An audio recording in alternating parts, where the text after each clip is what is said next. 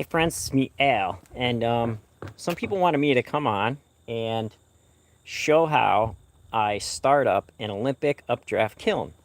And this is the first kiln load of the season for the fall season, and I'm getting ready to start this up. So I'm gonna close this lid. I'll put you right here so you can watch me close the lid. And you want to make sure you have your cone in. So I'm closing the lid.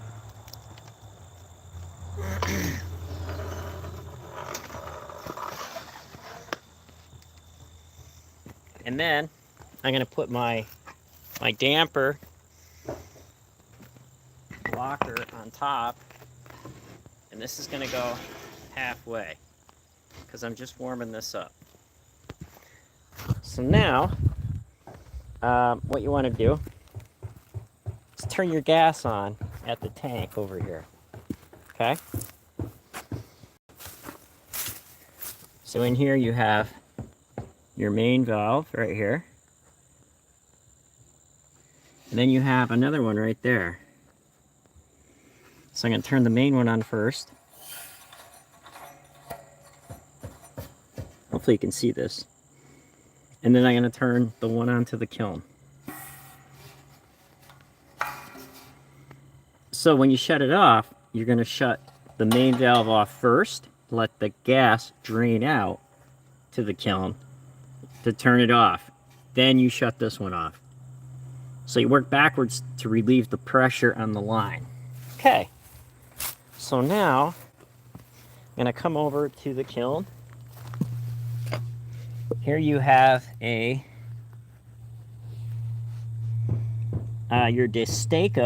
your basso valve. This is a safety valve. And this is a thermocoupler that detects if there's flame or not. So you can see I have wind blockers on this. And if the flame is not censored by this, if the thermocoupler does not detect the flame, it'll shut it off. So I'm going to crawl under here. I'm going to press this down, and then I'm going to light the burner. I need to hold this down until a signal is sent that it detects flames. So it may take a minute or two. Then I can slowly let this off. Okay? So let's try this. I'm going to set you right here so you can see me. See me do this, okay? So I'm not turning on any valves. I'm only pressing this down with the gas on to it this far. You can hear it light, okay? You can hear the gas go when I push this down. Hear that? So I'm going to hold this down until it detects a signal. So my burners are lit. My ring is lit, not my burners yet. The burners are lit by this red valve right here. So once this stays on, I'm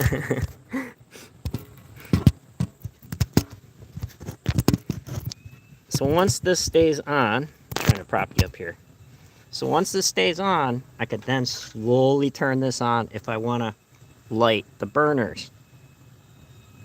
I will not light the burners for another 2 hours because I want the ring to act as a warm-up. So I have a biscuit load in here. I will let this warm up for 2 hours, okay? So let's see if by releasing this, if the signal is there yet. If the flame stays on, then you're fine in that ring. If not, you need to press this back down and maybe relight it. So let's see. Okay, it is staying on for now. So you can see in there, maybe.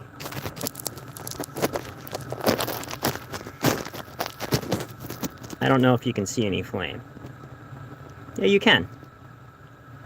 So that ring is lit and it's now warming the kiln. That will sit for 2 hours. So you want basso valves for these as a safety feature. You don't want gas leaking into the air.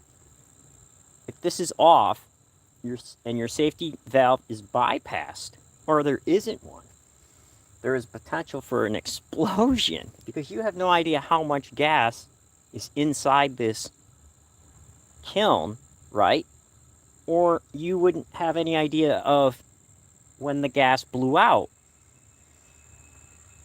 And you go to relight it and there's been some kiln explosions happen because there was gas buildup inside the kiln itself, right? And when you go, oh boom. So be sure that your basso valves are working, and be sure that the ring is lit, and be sure that it goes out when there's no flame, right? You don't want to blow your pots up. You don't want to blow your kiln up. So now that it's warming, I'm going to put my hand here. I don't want this to warm up too fast. So I may turn that. I know that these pots are dry. So I may turn this handle right here controls the gas that goes into your ring, your pilot ring. So if I turn this back, I can control how much heat goes into the kiln on the warm-up. Another thing that I can do is I can move this back so it doesn't trap as much heat. So you want to check these. You cannot leave these. Hey, fresh cup. So you cannot leave these by themselves. These kilns are like kids playing in a sandbox next to the road. The minute you don't watch them, and instead you're watching soap operas like Young and the Restless, and you go back, your kids are going to be out playing in the road. Same for the... Okay, I just heard that click off.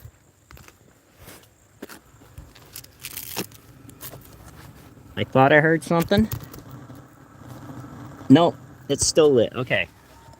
So you will hear things as the kiln warms up, and any little crack or something does not mean your pots are exploding, but it could, right? But also, heat and expansion happens in the parts of this. So I will be checking this every 15 minutes to every half hour until the burners are lit. Then I will check every half hour until the cone 06 drops. I have cone 06 in this peephole right here, the center peephole. So that's how I know when this firing is done. And I will do turn-ups of the flame in the firing schedule that I have on a previous video, so you could watch that. But that is how you would start the Olympic Updraft kilns, okay? So, so today I am going to be firing these pots out, and then oh,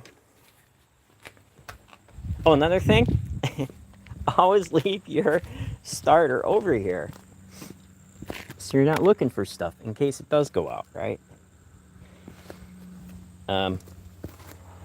So I've fired in pretty harsh weather. These kilns can take the rain. If they're going pretty decent, nothing's going to happen to your pots. We're start pouring right now.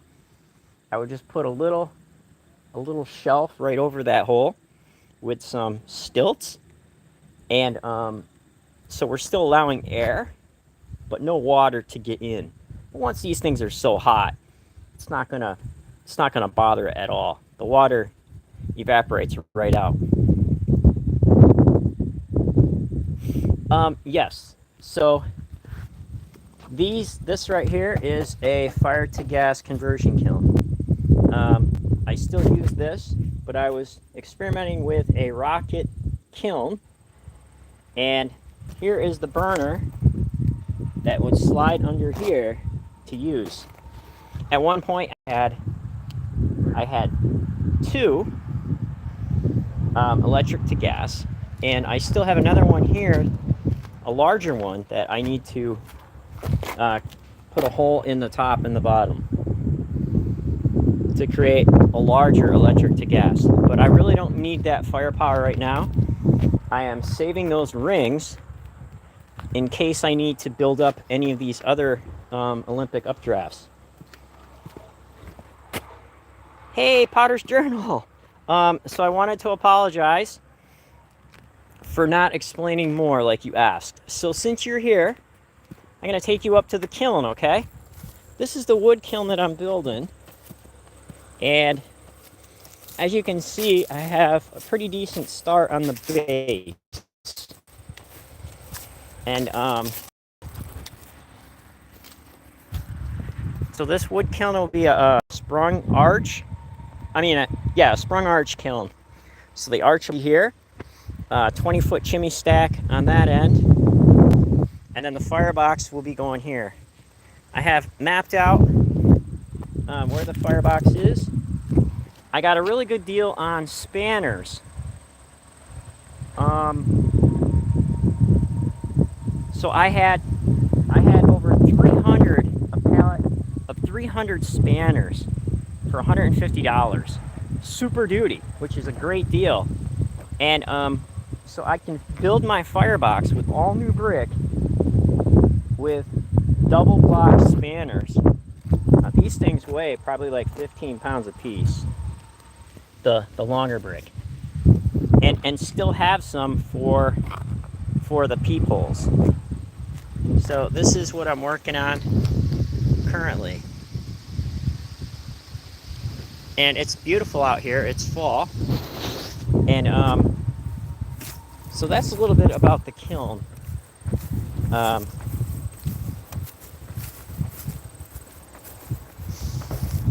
I want to build it up so it's a little bit taller than, so I may need to add more brick under, but here is the arch for it, the form that will go in there. So I'm kind of excited about it, and I'm going to be working on it this week. I'm on vacation, so yeah, I'm hoping that this bisque load goes well. I have another load of mugs I need to handle so I can bisque fire tomorrow. I have a warming box, so once I get all those mugs handled under the plastic, they'll go into this warming box, and they should be dry in the morning so that I can run another bisque kiln while I'm glazing what's in here. So I'm hoping by tomorrow afternoon I can get into this kiln, because I would like to do a firings, glaze firing Thursday to have work for Saturday. So that's a little bit about the kilns. So I got 3 Olympic updrafts that work. I need a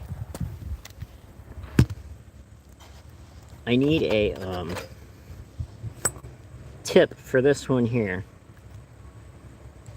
You can see a makeshift tip in there. I made a tip for it that will work, but I need an actual tip. This is just a pin tool from an air hose broken off with an insert in it, and that is a number 40 hole that made. So that needle tool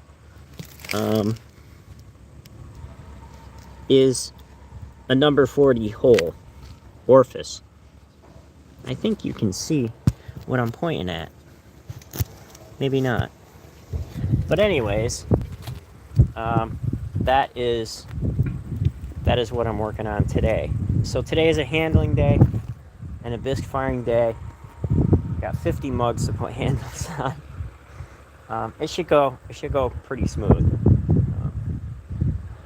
I don't have an extruder, but all right. So my phone's doing something weird. So take care, friends, and I'll see you later.